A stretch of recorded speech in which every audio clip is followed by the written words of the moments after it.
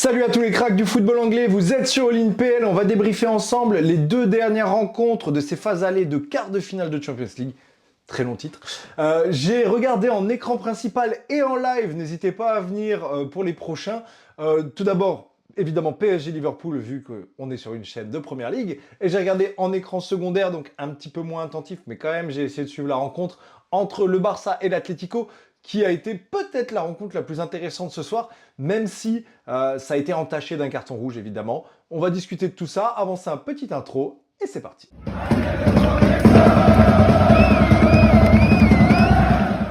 Pensez toujours à lâcher votre triplé, like, commentaire, abonnement, ça aide et soutient énormément la chaîne. Et on va commencer avec le main event de cette soirée, qui était tout simplement Paris Saint-Germain face à Liverpool. Deux équipes qui sont totalement sur un niveau et sur une planète différente.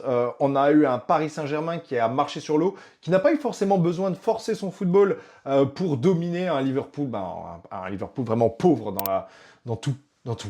Défensivement, c'est pauvre. Offensivement, c'est pauvre. Dans la construction de jeu, la capacité à conserver un ballon, la capacité à ressortir de sa moitié de terrain, c'était catastrophique du côté de Liverpool. Et tout indique que ce match a été une catastrophe. De 1, le score, qui n'est pas forcément à la hauteur de ce qu'on a pu voir. Je pense que, enfin, c'est même pas je pense, je suis persuadé que que le Paris Saint-Germain aurait pu en marquer 4-5 sans la grossière erreur de Doué en face à Mamardashvili où il tire complètement sur le gardien alors que c'est un contre un. T'as les trois loupés de Dembélé. Alors, il y en a un qui finit sur le poteau, on va dire que c'est le moins grave, mais la passe qu'il fait et la frappe en hauteur, le loupé de Nuno Mendes qui loupe sa deuxième touche de balle. Enfin, il y a eu beaucoup de manque d'efficacité du côté du Paris Saint-Germain, malgré de nombreuses occasions créées.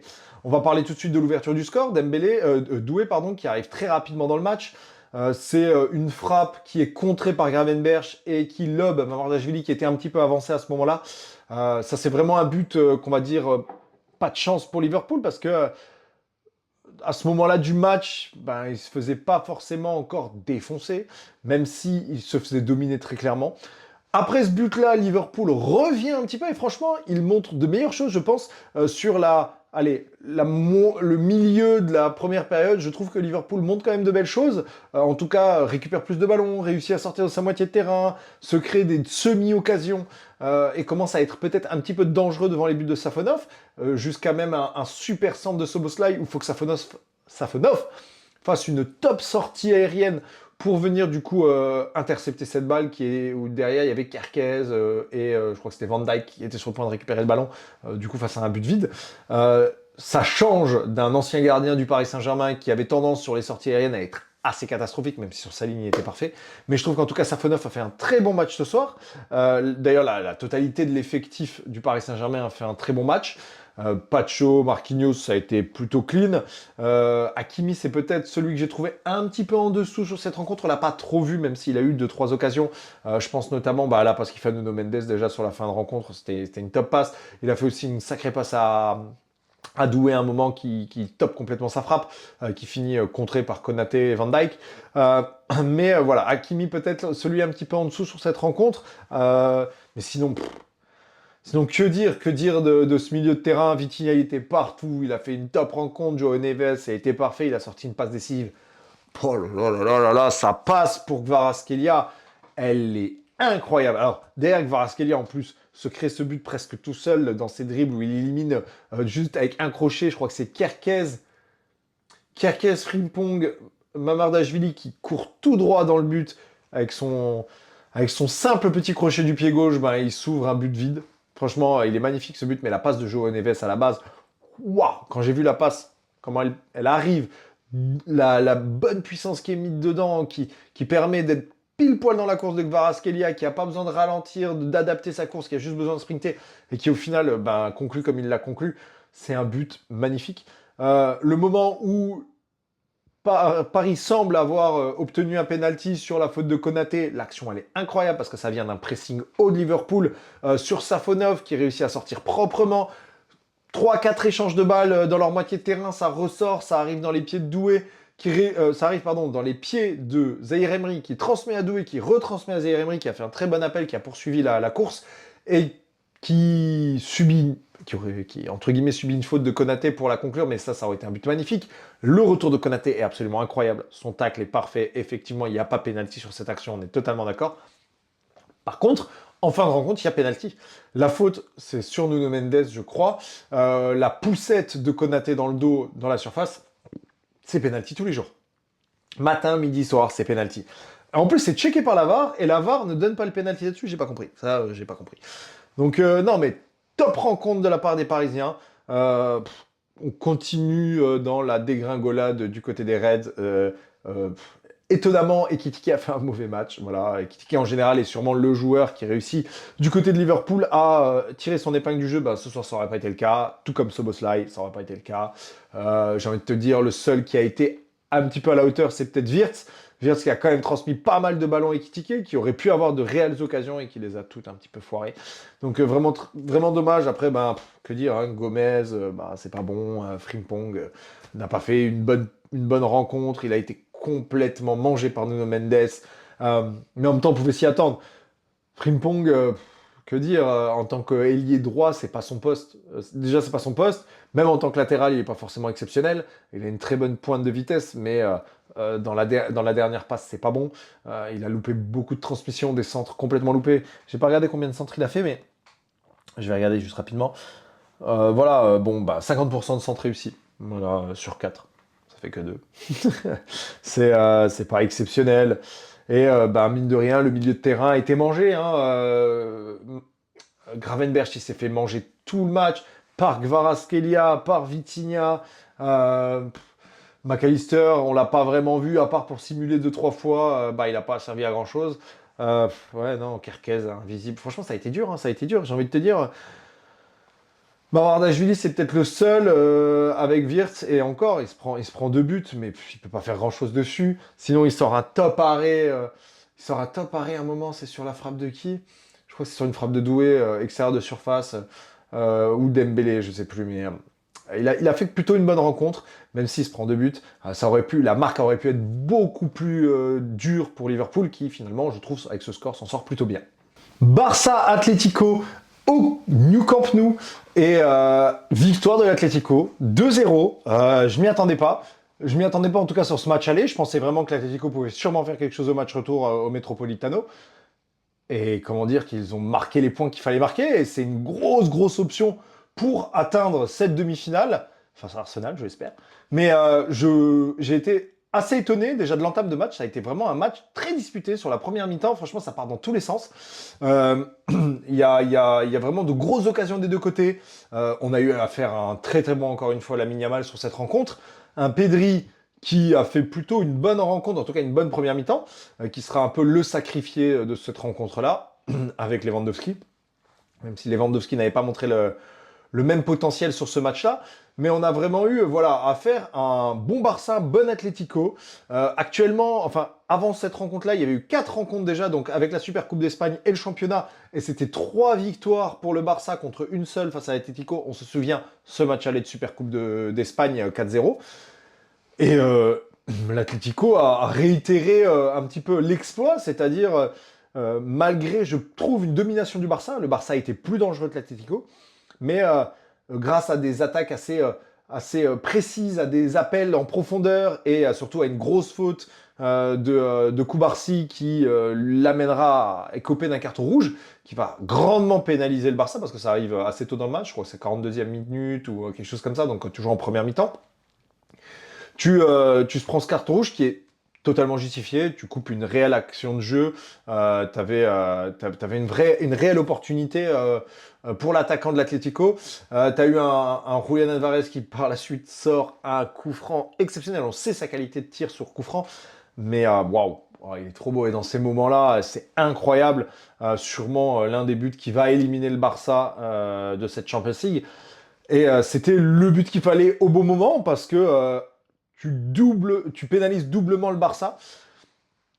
Tu te mets dans le bon rail pour accéder à la demi-finale. Et en plus de ça, c'est juste avant la mi-temps. Et c'est quelque chose qui, on le sait, fait souvent mal au crâne. Et pourtant, réduit à 10, retour de deuxième mi-temps, le Barça domine cette deuxième mi-temps. Je trouve vraiment le Barça beaucoup plus dangereux que l'Atlético. Et d'ailleurs, je crois que ça se retrouve dans les statistiques où je crois que c'est presque 0,70 XG pour le Barça contre 0,09 pour l'Atlético. Euh, c'est euh, c'est vraiment beaucoup d'occasions. Hein. Lamine Yamal virevoltant qui dribble 4-5 joueurs dans la surface, qui sur un crochet élimine 2 défenseurs. Non mais franchement, il a sorti un match exceptionnel.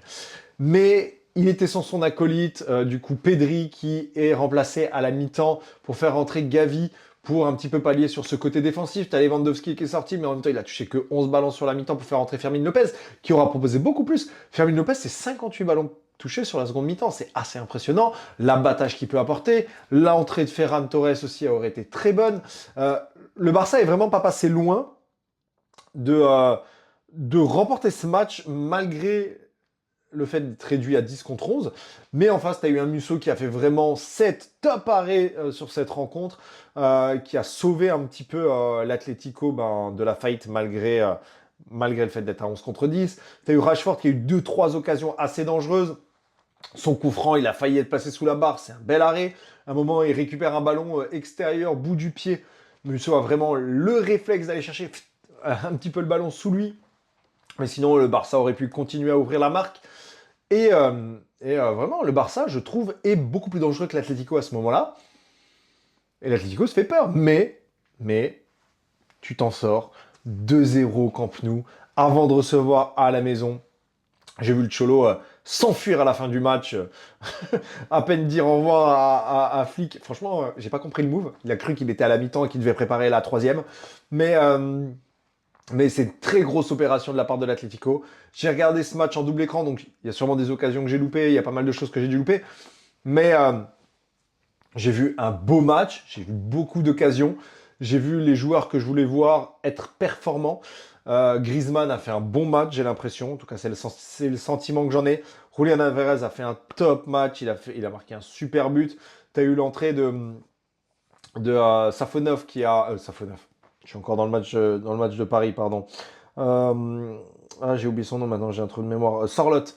Sorloth qui aura marqué son but. Voilà, il aura coupé ce ballon, ce centre au premier poteau. Juan Garcia n'aura pas fait les arrêts qu'il aurait dû faire sur cette rencontre. Franchement, il a permis à l'Atlético quand même de marquer sur peu d'occasions. J'ai pas regardé ça par exemple, mais c'est seulement sur la totalité de la rencontre, 5 tirs pour l'Atlético, 18 pour le Barça. Et pourtant, c'est 2-0 pour l'Atlético. 1,21 de XG pour le Barça, 0,45 pour l'Atlético. Donc, ultra performant. Juan Garcia n'aura pas fait les arrêts qu'il aurait dû faire. Mais le coup franc est magnifique. Le but de Sorloth, il aurait pu aller chercher parce qu'elle passe vraiment pas loin de lui. Mais c'est compliqué à cette distance-là. On sait, un ballon coupé qui est croisé, à peine touché. Franchement, c'est dur pour le Barça. Je pense que ce match-là, il va faire mal. Je pense qu'ils vont se faire éliminer. Voilà. À moins vraiment de sortir une top performance à l'extérieur. Mais je vois l'Atlético se qualifier en demi. Hein. Suite à ce match-là, même si je trouve le Barça plus fort, je trouve le Barça beaucoup plus dangereux. Mais se prendre 2-0 à domicile, à la limite, tu me dis que tu le fais à l'extérieur, tu te prends 2-0, oui, tu peux faire la remontada au retour. Beaucoup plus compliqué dans l'autre sens. Et on sait que le Metropolitano, c'est jamais un stade compliqué, un stade facile où aller, pardon. Donc ça va être compliqué pour le Barça. Voilà. Donc on a déjà nos 4 matchs de la phase allée de ces quarts de finale qui se sont conclus. Un Paris Saint-Germain clairement dominant devant Liverpool, donc qui a de grandes chances de se qualifier. Un Barça qui a été mis en difficulté malgré une meilleure performance que l'Atlético et qui va jouer sa qualif au Metropolitano. Un Bayern dominant, mais un Real Madrid surprenant. Attention, il peut se passer beaucoup de choses du côté de l'Allianz Arena. Et un Arsenal qui est ennuyant comme d'habitude, mais efficace quand il faut, et qui va recevoir à l'Emirates, à voir si le Sporting peut créer la surprise. Personnellement, là, si je devais donner un petit peu mon ressenti sur cette phase allée, et ce que j'imagine, même si je referai une vidéo un petit peu là-dessus avant les matchs retour, clairement, je vois Arsenal se qualifier, aller à domicile. Je vois mal le Sporting créer la surprise là-bas, mais après tout est possible sur une rencontre évidemment, mais d'avoir marqué un but déjà à l'extérieur, c'est une grosse option pour les Gunners. Là, je vois quand même le Bayern l'emporter face au Real, même si le Real m'a surpris sur la fin de rencontre. Je vois un Bayern évidemment bien supérieur, qui en plus à domicile, on connaît l'Allianz Arena qui je pense est le déplacement le plus compliqué au monde. Voilà, ça je pense. Le Barça, à mon avis, a foutu en l'air sa qualification. Ça va être très compliqué parce que l'Atlético, on le sait, à domicile, c'est compliqué à les jouer. Et voilà, et le PSG, bon, je pense, a déjà un pied en demi-finale sans grande difficulté.